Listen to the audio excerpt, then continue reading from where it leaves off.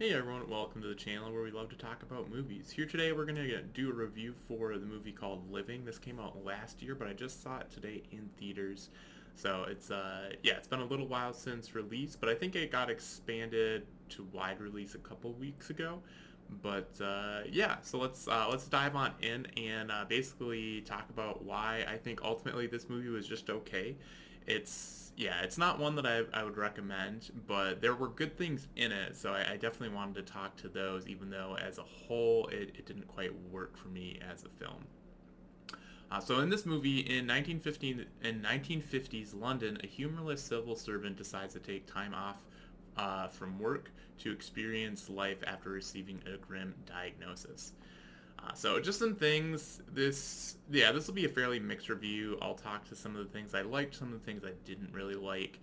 First up, I thought there wasn't enough music in the film. What we did get, I liked, but a lot of it was just like scenes with dialogue and no music, and it felt like the music was missing. Sometimes it doesn't, but like this one, it did for me. I thought the opening reminded me, for whatever reason, of Succession. It was kind of more like grainy footage of older sort of London, I think.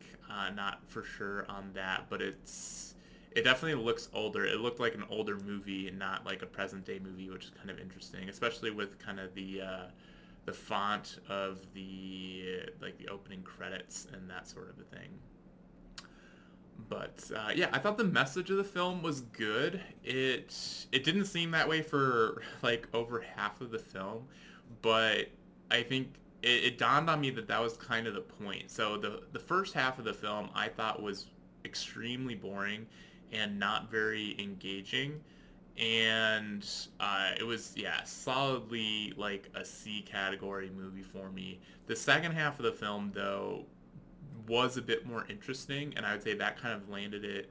That half was probably in the B category. I was more engaged than I was in the first half, but I think that goes to the message of the film. So it's about this guy who learns that he has cancer and he only has a few months to live, or 6 months to live, maybe eight tops.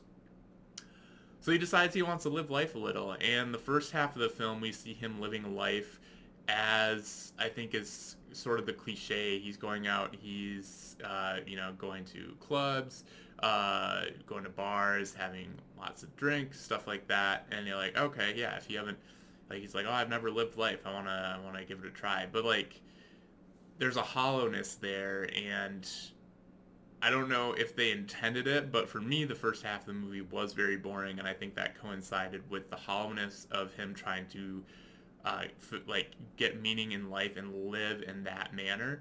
And then it dawns on him that there might be more to it than that, and then he switches what he decides to spend his time on. He goes back to work and helps build a park. So the yeah, it was, and that was the part that I found more engaging. So I think, like, for me, the message of the film was living is not just like self-indulging. There's a certain aspect of community and giving to others and finding kind of purpose outside of yourself, which I thought was really interesting. It's a message that I agree with. And so that was, I think, one of the highlights of the film. Now, I don't think it was enough for me to like recommend this film as something you sit through to get that message. But given that I was sitting through the film anyway, I was happy to kind of come across that message of the film. But that on top of, like, it's a film about a bunch of white men. Like, yeah, there's one woman that's a kind of more of a main character in it. Another one there's like a few side ones, but like it's a lot of white people in this movie, and that's fine. Like, it's not. I don't know. I don't know if they were just trying to be like true to the period, if it's even true to the period, but it felt like they could have probably gotten some of the roles with not just white people. And I don't normally comment on that in films, but that kind of stuck out to me a bit in this film for whatever reason. Maybe because I wasn't enjoying it on top of that, so I was maybe less inclined to give it a pass. But like, that wasn't integral to the story that they were telling here. So it's unfortunate, I think, to still see that today. But yeah, I thought the acting was pretty good overall. I thought Bill Nighy did a good job. I know he got nominated for an acting award at the Oscars for this. I'd have to look at the list of other people I think should take his place. It didn't stand out to me as like an Oscar-worthy performance. It was good, but I don't know. The film didn't really make me feel all that much. Um, and maybe because it seemed like a little bit more straightforward of a performance, like he didn't bring a ton of emotion to it, and that's generally what I tend to think of as better acting. But I mean, he still did a really good job. He played the character. I just think the character wasn't written in a way that made it Oscar worthy, regardless of how you play it. So that was kind of interesting. But yeah, the overall, I think there's good elements to the film, but it didn't really.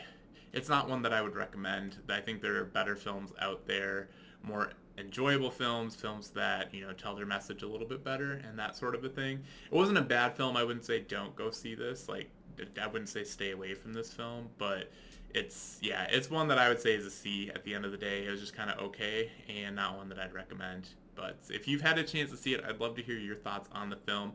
Did it work for you? Did it not work for you? I'd love to hear kind of differing opinions if they're out there on this film. So with that, if you enjoyed this review, be sure to smash the like button and subscribe. If you like staying up to speed on all the movies that are out, I review most things that get released to theaters. So with that, thanks for watching, and we'll catch you in the next video.